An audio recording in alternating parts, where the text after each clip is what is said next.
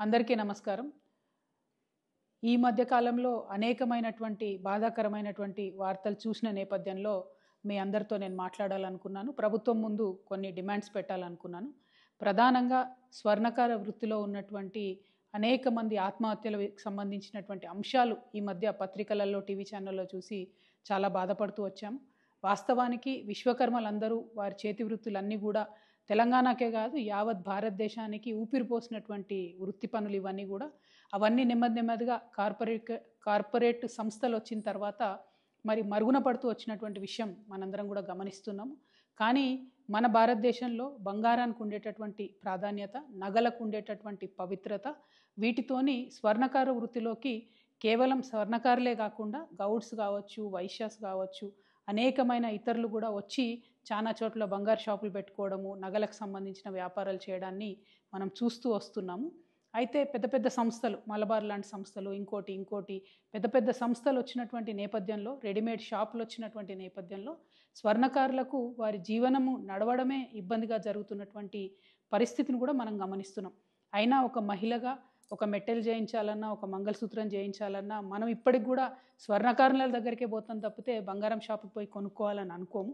కాబట్టి ఇంత పవిత్రమైనటువంటి వృత్తి, ఆ వృత్తి చేసేటటువంటి వారందరినీ, వారి కుటుంబాలని కాపాడుకోవాల్సినటువంటి బాధ్యత మనందరి మీద కూడా ఉన్నది. ముందుగా స్వర్ణకారుల మిత్రులందరినీ కూడా నేను కోరుతా ఉన్నాను, ఏ సమస్య కూడా జయించలేనిది కాదు. మనందరం కలిసికట్టుగా ఉండి జయిద్దాం. దానికి సంబంధించి మీరు మనసు బాధపట్టుకోకండి, ఆత్మహత్యలకు మాత్రం మీరు వెళ్ళొద్దండి. సైనైడే ఇవాళ పెరగన్నమయ్యేటటువంటి పరిస్థితి మరి స్వర్ణకారుల విషయంలో జరుగుతున్నది. చాలా బాధాకరంగా ఉన్నది. మీ అందరినీ నేను రిక్వెస్ట్ చేస్తూ ఉన్నాను. నేను ఎంపీగా ఉన్నప్పుడు మా నిజామాబాద్ జిల్లాలో ఈ యాక్ట్ 411 ఏదైతే ఉందో అది పెట్టకుండా దొంగ బంగారం కేసులో ఈ స్వర్ణకార వృత్తులు చేసేటటువంటి వాళ్ళను పోలీసులు ఇబ్బంది పెట్టకుండా నా వంతు ప్రయత్నం నేను ఆనాడు చేయడం జరిగింది. కానీ ఇవాళ ఇది రాష్ట్ర వ్యాప్తంగా చాలా పెద్ద ఎత్తున జరుగుతున్నది. ఈవెన్ ఏపీ, తెలంగాణ 2 రాష్ట్రాల్లో కూడా చాలా పెద్ద ఎత్తున ఈ సమస్య ఉన్నది. ఈ సమస్య పరిష్కారం అయ్యే విధంగా నేను ఇవాళ ఒక ఎమ్మెల్సీగా ఉన్న ఒక బాధ్యతాయుతమైనటువంటి సంస్థ జాగృతి నడుపుతున్నటువంటి వ్యక్తిగా, బీసీ ఉద్యమంలో మరి పోరాటం చేస్తున్నటువంటి ఒక వ్యక్తిగా మీ అందరికీ నేను అండగా ఈ యాక్ట్ 411 సవరించేంత వరకు కూడా పోరాటం చేస్తానని ఈ సందర్భంగా మీ అందరికీ తెలియజేస్తూ ఉన్నాను. మీరు మానసికంగా ధైర్యంగా ఉండండి. ఎట్ ద సేమ్ టైం నేను ప్రభుత్వాన్ని కూడా డిమాండ్ చేస్తూ ఉన్నాను, పోలీసులు తమ పని సులువు చేసుకోవడానికి దొంగ కన్నా ముఖ్యంగా వెళ్ళి స్వర్ణకారులను పట్టుకోవడం జరుగుతూ ఉన్నది. ఇది వారి ఆత్మగౌరవానికి సంబంధించినటువంటి అంశం, వారి కుటుంబ భద్రతకు సంబంధించినటువంటి అంశం. కాబట్టి పోలీసు వాళ్ళు చాలా సున్నితంగా ఈ వ్యవహారాన్ని డీల్ చేయాలని చెప్పి కూడా నేను కోరుతా ఉన్నాను. ఎట్ ద సేమ్ టైం మనం అభివృద్ధి కోసం కూడా చాలా ప్రయత్నం చేయాలి. కాంగ్రెస్ పార్టీ కామారెడ్డి డిక్లరేషన్లో వృత్తి పనిదారులందరికీ కూడా ప్రతి జిల్లా హెడ్ క్వార్టర్లో 5 ఎకరాల స్థలం ఇచ్చి షాపింగ్ మాల్స్ కట్టిస్తామని చెప్పడం జరిగింది.